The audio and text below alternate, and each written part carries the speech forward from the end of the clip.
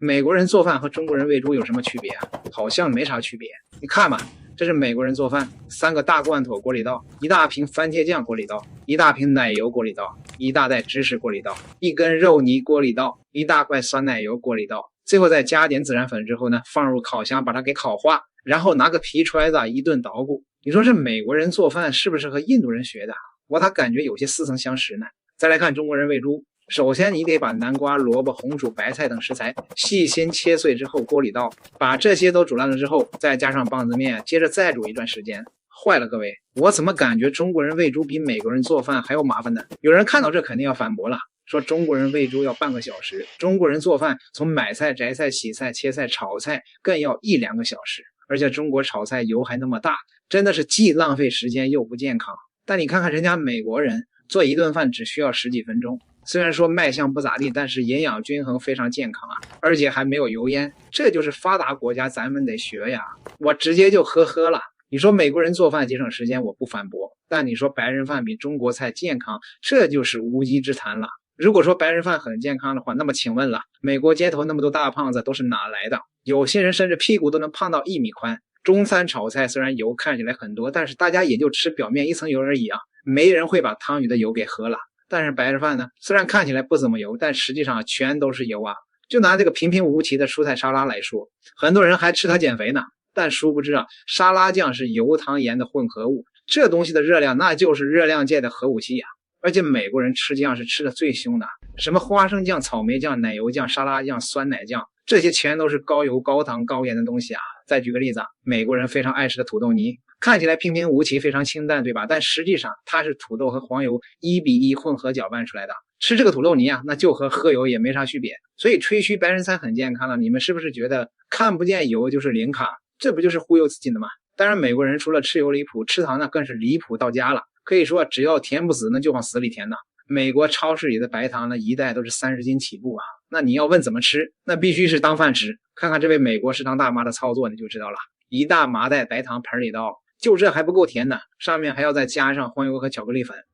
在食堂这么吃啊，那回家之后也这么吃。这是美国人做饭后甜点，首先夹心巧克力饼干锅里倒，铺平之后呢，1大罐巧克力酱锅里倒，抹平之后1罐草莓酱锅里倒，紧接着1大桶奶油锅里倒，抹平之后再铺上1层夹心巧克力饼干，铺平之后再来1大桶奶油锅里倒，最后收尾撒上巧克力豆和彩虹糖点缀，然后用烤箱稍微加热就行了。咱就讲话了，就这些高油、高盐、高糖的食物，它能叫健康？美国人吃完了那不长胖，他才奇了怪了。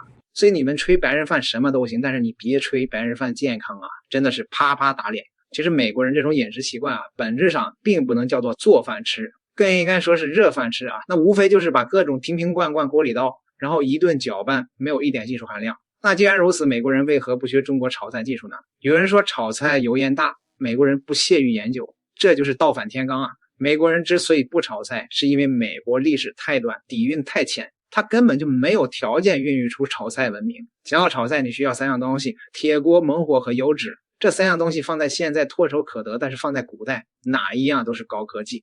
就拿铁锅来说，中国在宋代就开始普及铁锅了，但当时欧美国家呢，搞个铁锄头都费劲的，更别说冶炼锻造技术更高的铁锅了。铁锅普及之后啊，中国炒菜文化这才开始蓬勃发展。在经过了上千年的传承和迭代之后呢，中国这才诞生了无与伦比的8大菜系。每一个菜系啊，都蕴含着当地人对于炒菜文化上千年的理解。那么请问，一个只有几百年历史的美国能学得会这些东西吗？所以不要再吹美国3分熟牛排是追求食材本味了。这种极其简单的烹饪方式啊，其本质上就是不会做饭，在烹饪方式上天生缺乏想象力罢了。所以你看美国人做饭的方式啊，无非就是蒸、煮、炸、烤这几种，但中国却有炒、煮、蒸、焖、炸、煸、炝、炖、烩、汆等几十种做法。这就是高等饮食文明对低等饮食文明的绝对碾压。任何一个国家想与中国饮食文化相比，那就是萤火与皓月争辉啊。但是到现在还有人认为欧美人使用刀叉吃饭是高雅文明的，而中国人使用筷子这种原始餐具就是非常落后的表现。这就是典型的倒反天罡的说法。如果要把吃饭方式做等级划分的话，那么一定是用手抓饭吃，用刀叉吃，用筷子吃。筷子实际上是刀叉进化过来的产物啊。中国人早在4000年前就有使用骨质刀具的记录了。当时为什么要使用刀叉吃饭？因为他们对于食材的处理太过原始，就是把肉切成大块煮一煮烤一烤，然后自己再用刀叉切成小块食用。但是随着中国人对于饮食要求越来越高，食材的处理就越来越精细化，于是古代开始出现了厨师这个职业。有了厨师之后呢，厨师会把肉和菜直接加工好，菜做熟了之后吃饭的人不需要在这食材进行分割，而是直接吃就可以了。那这个时候呢，刀叉就不再适用了，而方便灵活的筷子呢，可以夹挤碎小的食物。所以中国人这才将筷子一直传承了下来。所以竹筷子看起来很原始，但却比刀叉高一个等级。这就是中国饮食文化遥遥领先的最好证明。